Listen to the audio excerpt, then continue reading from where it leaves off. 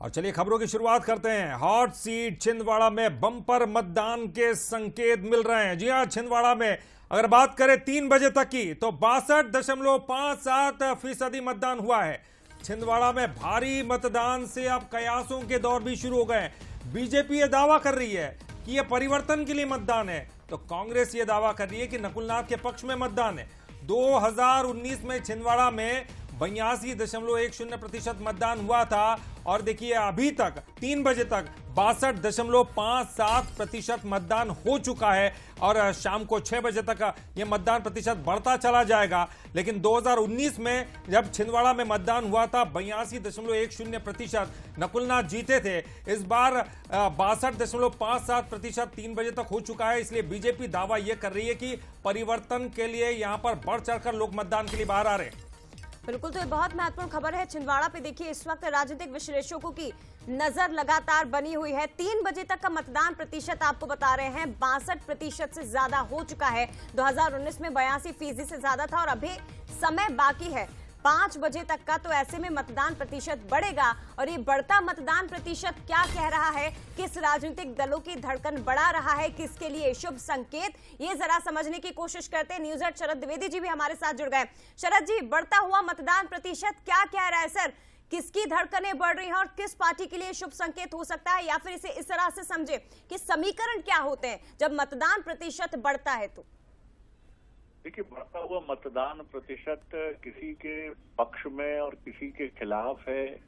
ये अगर पिछले आंकड़े हम देखेंगे इस तरह के, तो वो कोई आपको ऐसा स्ट्रॉन्ग एविडेंस ऐसा नहीं मिलेगा कि ये अधिक मतदान का ये मतलब जरूर लगाया जाता है कि वो निकल रहे हैं घर से बाहर।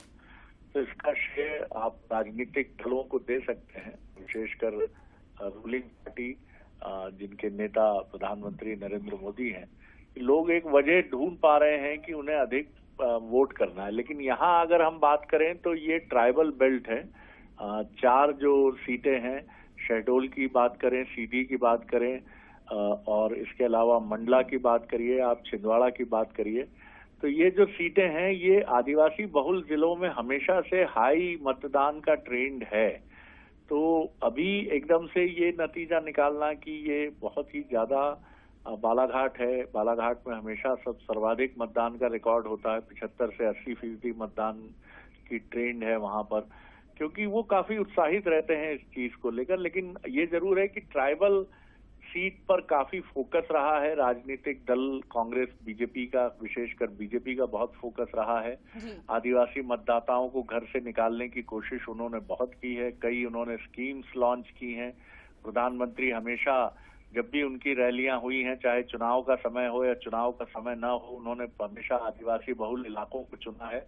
तो मुझे लगता है कि इसमें राजनीतिक दलों की कोशिश की, उन्होंने कैंपेन को बहुत अच्छे से उठाया, विशेषकर रूलिंग पार्टी का मैं जिक्र करूंगा, और निर्वाचन आयोग की कोशिशों की भी सराहना करनी होगी कि बहुत उन्होंने मोटिवेशन लेवल बढ़ा कर रखा। निश्चित तौर पर, यानी कि राजनीतिक दल और प्रशासनिक अधिकारी कामयाब रहे हैं वोटर्स को घरों से बाहर निकालने में, और उसी का परिणाम देख रहे हैं कि 3 बजे तक 62% से ज्यादा मतदान अभी तक छिंदवाड़ा में हो चुका है और ये आंकड़ा भी और बढ़ेगा। फिलहाल शुक्रिया आपका सर बातचीत के लिए।